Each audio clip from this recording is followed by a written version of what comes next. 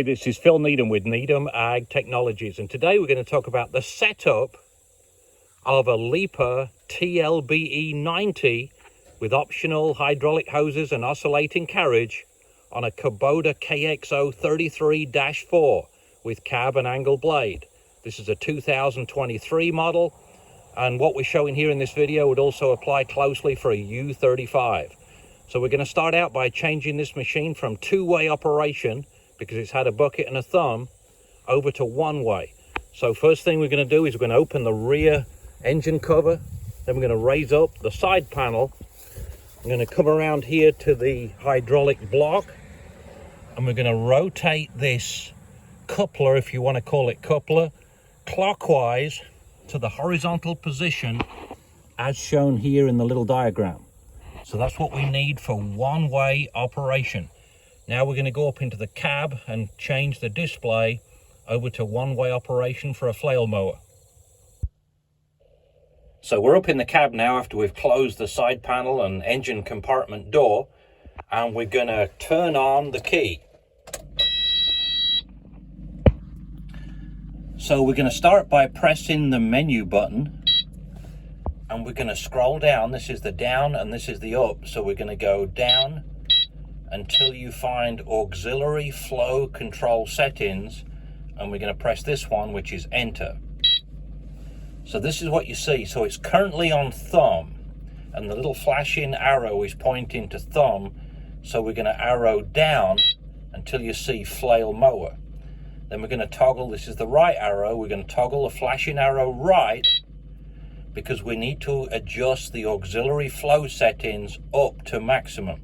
It's currently on about 50%, and you don't generally want it more than that when you're operating a thumb, because the thumb slams up and slams downwards. So once the flashing arrow is above the left bar, we're going to increase the auxiliary flow to max by pressing the up arrow. Then we're going to toggle right, we're going to move the other one up to max. So this is flail mower and auxiliary flow settings set to max on both sides. Then we're going to press enter, back to menu. Now we're going to go out to the front of the mower and discuss setup at the front. So this is the TLBE-90. It's a mower size we recommend for the 3.5 ton machines, roughly.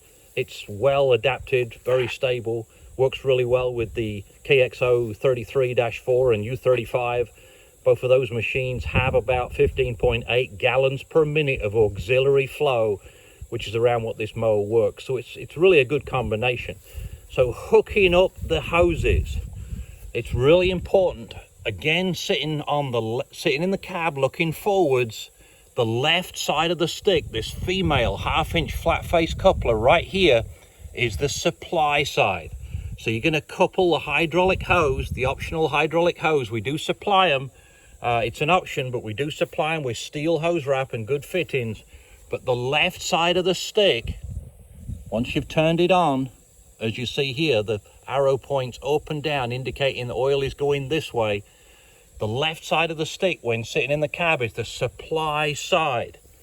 So you're going to run this hose into the bottom of this anti-cavitation block. There's an arrow pointing in. If you get the hoses backwards, the mower doesn't operate, because there's a one-way valve in here to prevent it going backwards. The return is this one coming out. Needs to go into the side to the right of the cab. In this example, it's got a male 1/2-inch flat face coupler. Again, make sure the tap is turned on. A little housekeeping suggestion, doesn't look great, but we do recommend ratchet strapping up the thumb like we show here. The Kubotas are pretty bad. After a day or two, the thumb wilts down, so then you've got to turn the taps, you've got to direct the machine back to two-way operation, raise the thumb, reverse everything. So keeping the thumb up out of the way is important to stop it hitting the end of the mower. So keep the thumb up. Again, it doesn't look great, but a ratchet strap works pretty well. With the hydraulic hoses, we do supply hydraulic hoses with steel hose wrap as an option. We suggest that to keep the hoses protected. We do really recommend using good zip ties, as we see here, and securing the hose here which is about the center of rotation. So that's really important, otherwise the hoses tend to get in here. They've been in here before, so we've recently recognized that's a much better place to secure the hydraulic hoses too. Okay, a few little things. If you get the oscillating carriage, it comes locked in place with this pin. A 19mm bolt removes the pin and allows the oscillating carriage to float across the ground, which you'll recognize as a huge benefit if you're doing a lot of surface mowing, especially on rolling ground, more especially if you're reaching out a long way, because these small machines don't have a lot of torque when swinging. So the oscillating carriage gives you about 6 inches of up, down, ground following ability, which is huge. So pull the pin out, unless you're doing a lot of vertical mowing. If you're trimming vertical tree lines, you need the pin in, otherwise the mower moves towards and away from the trees, which isn't good. The only other thing I want to mention is adjustment of the drive belt. The operator's manual on page 35 gives you a little diagram. It suggests about 1 centimeter, which is approximately 3/8 of an inch, of deflection, as shown here by little arrow F, is required on the belt. So you'll need to remove the end shield with 13mm bolts. Take the 4 bolts out, pull the shield off, and measure the amount of deflection in the belts, and it needs to be approximately 3/8 of an inch. So if you need to tighten it up, you're going to use a 19mm wrench to loosen this nut and this nut, and using a 24mm wrench, you're going to tighten about 1 turn or 2 turns. That's all you need to do. So you're going to turn this nut clockwise until you've achieved about 3/8 of an inch, as we've discussed, of deflection on the drive belt. Then you're going to tighten these 2 19mm nuts back up. So that's everything with regards to setup and operation of the TLBE-90. Now we're going to get up into the cab and show you a few things with regards to operation. So we're now up in the cab, we've got the engine running, we've got the safety handle down. The first thing we need to do is activate auxiliary flow by pressing the number 3 button. Both lights come on, indicating auxiliary flow is ready to be activated. For the first time, you're running the mower, we recommend pressing the left trigger slowly, just to prime the lines, to fill the pump. Just let it run for a few seconds at a slow speed like that. Then you can press the button all the way down to give you full flow at that RPM.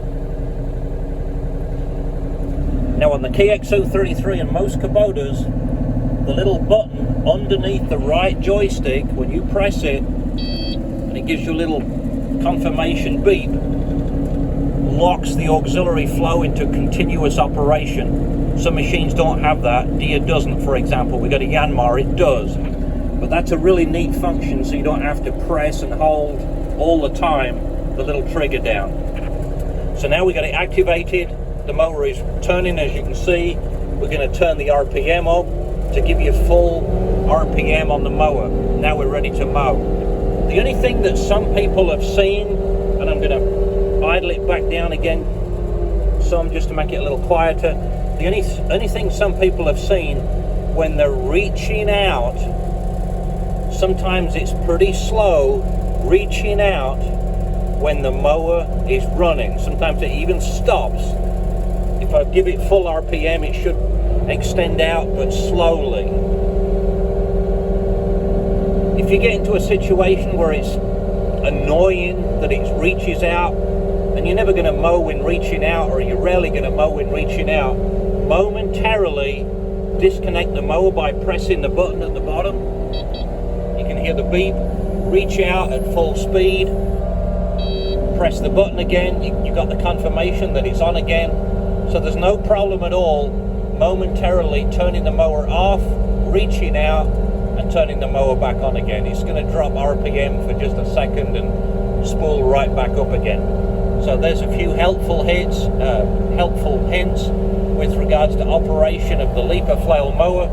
If you've got any questions, feel free to contact us at Needham Ag. Thanks for watching.